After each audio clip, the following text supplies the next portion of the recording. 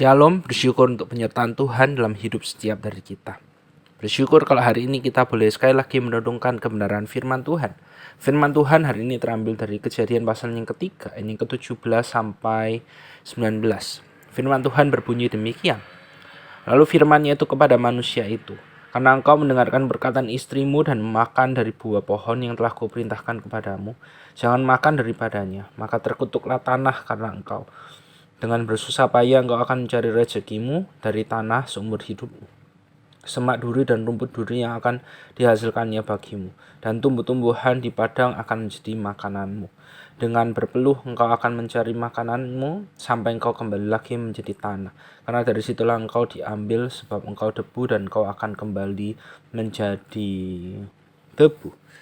Hari ini sekali lagi kita akan merenungkan apa konsekuensi dampak dari dosa dalam hidup setiap dari kita ketika manusia sudah jatuh ke dalam dosa.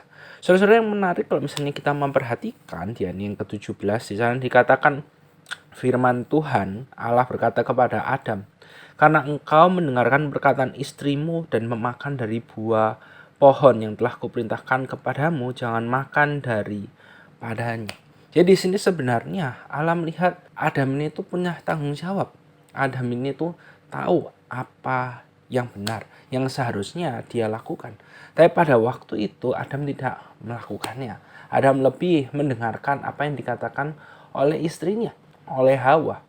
Sehingga akhirnya Adam membuat kesalahan, Adam tidak taat kepada Allah dan akhirnya berdosa. Dan kita tahu, kita melihat bersama-sama ada konsekuensi dari apa yang sudah Adam lakukan. Konsekuensi bagi setiap dari kita, manusia yang lahir setelah Adam jatuh ke dalam dosa.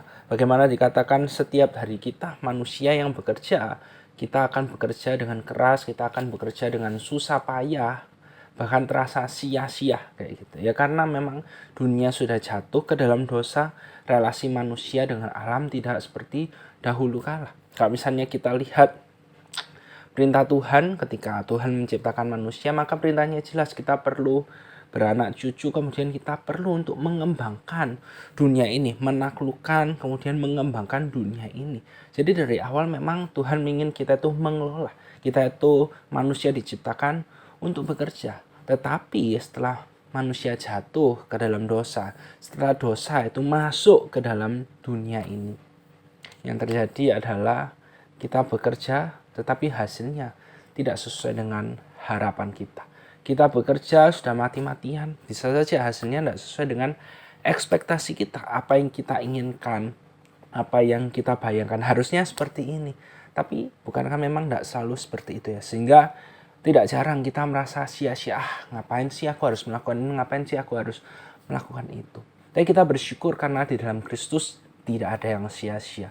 Kebangkitan Kristus atas kematiannya itu memberikan kemenangan kepada setiap dari kita. Sehingga akhirnya kita tidak perlu hidup lagi di bawah kutuk dosa. Di dalam Kristus apapun yang kita lakukan tidak ada yang sia-sia. Kalau kita baca dalam 1 Korintus pasal yang ke-15, dalam persekutuan dengan Allah yang sudah bangkit, Kristus yang bangkit, maka apapun yang kita lakukan itu tidak ada yang sia-sia. Di dalam Kristus kita menemukan makna, kita menemukan arti dari segala sesuatu yang kita lakukan dalam hidup setiap dari kita. Dan biarlah ketika kita menjalani hidup kita hari ini, kita menjalaninya bersama dengan Kristus. Karena hanya bersama dengan Kristus, apapun yang kita lakukan saat ini, itu benar-benar berarti dan bermakna. Amin. Mari sama-sama kita berdoa. Tuhan, kami bersyukur karena di dalam Kristus apa yang kami kerjakan, kerja keras kami semuanya itu tidak ada yang sia-sia. Karena Engkau sudah menang. Engkau bukan hanya mati, tapi Engkau juga bangkit, memberikan kemenangan bagi setiap dari kami. Dan biarlah ketika kami menjalani hidup kami hari ini, kami terus menjalaninya di dalam kemenangan yang telah Engkau berikan bagi setiap dari kami. Hanya dalam nama Tuhan Yesus kami telah berdoa. Amin.